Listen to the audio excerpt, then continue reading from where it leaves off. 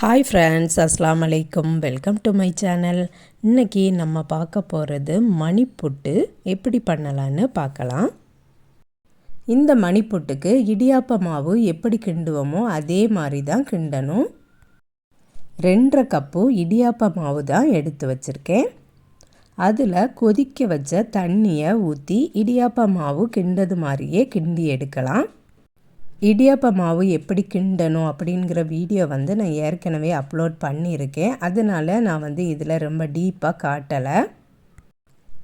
இந்த இடியாப்ப மாவு எப்படி கிண்டணும் அப்படிங்கிற வீடியோக்கு லிங்கை டிஸ்கிரிப்ஷன் பாக்ஸில் கொடுக்குறேன். செக் பண்ணி பார்த்துக்கிடுங்க. கொஞ்சம் கொஞ்சமாக தண்ணியை ஊற்றி அதுக்கப்புறம் நல்ல எல்லா மாவையும் மிக்ஸ் பண்ணி எடுத்துடணும். நல்ல சாஃப்டாக இடியாப்ப மாவு மாதிரியே மிக்ஸ் பண்ணி எடுத்துக்கிடணும். கட்டியெல்லாம் பிடிக்கக்கூடாது. இது கொஞ்ச நேரம் ஆறட்டும், அப்படியே வச்சிடலாம்.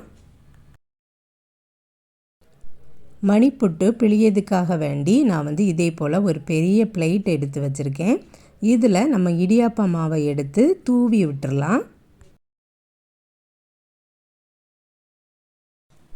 இடியாப்பம் பிழியக்கூடிய குழலில் இந்த மாதிரி பெரிய சில்லை எடுத்து போட்டிருக்கேன்.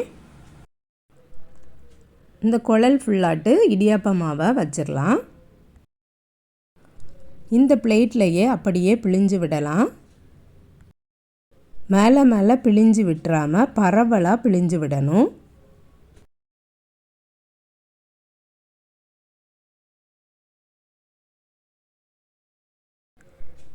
எல்லா இடமும் பிழிஞ்சு விட்டதுக்கு அப்புறமா மேலேயும் கொஞ்சமாக இடியாப்ப மாவை அப்படியே தூற்றி விடணும். பிழிஞ்சு விட்டுருக்க இடியாப்ப மாவு ஒட்டிடக்கூடாது. அதுக்காக வேண்டி தான் இந்த இடியாப்ப மாவை நம்ம தூவி விடுறோம். ஒரு ஸ்டிக்கு வச்சு இந்த மாதிரி எடுத்து விட்டுட்டோம்னா அதெல்லாம் கட் ஆயிரும்.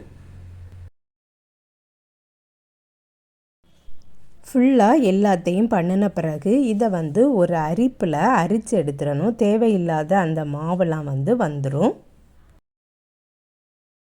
இது ஈஸியான வேலை தான். பார்க்கறதுக்கு உங்களுக்கு கஷ்டம் மாதிரி தோணலாம். இதை நம்ம நைட்டு வைக்க போகிறோம் அப்படின்னா ஈவினிங்கே செய்து வச்சிட்டோம்னா ஒரு டப்பாவில் போட்டு வச்சுட்டா போதும். அந்த நேரம் எடுத்து புட்டுக்குழலில் அவிச்சு எடுத்துக்கிடலாம்.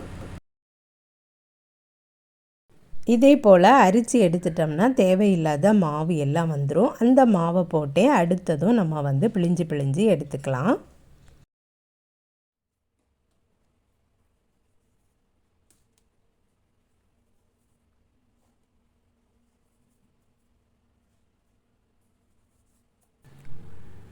இந்த மாதிரி குச்சி வச்சு தான் நான் எடுத்துட்ருக்கேன்.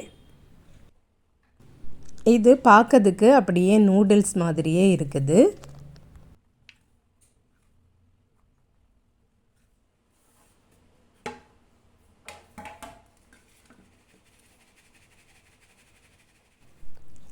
இந்த மாதிரி ஒரு பாக்ஸில் போட்டு ஃபுல்லாக வச்சதுக்கு அப்புறமா நம்ம புட்டுக்குழலில் வச்சு அவிச்சு எடுத்தால் போதும்.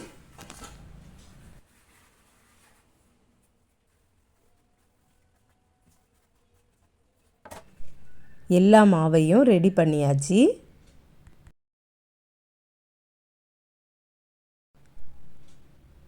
பார்க்கவே நல்ல சூப்பராக இருக்குது. இதில் நம்ம மாவு போட்டிருக்கிறதுனால இது ஒட்டிலாம் பிடிக்காது.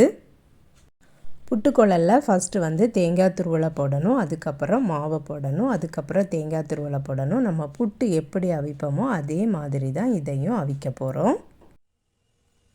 இந்த மாவை அழுத்தமாக எடுக்கக்கூடாது. பூ போல தான் எடுக்கணும்.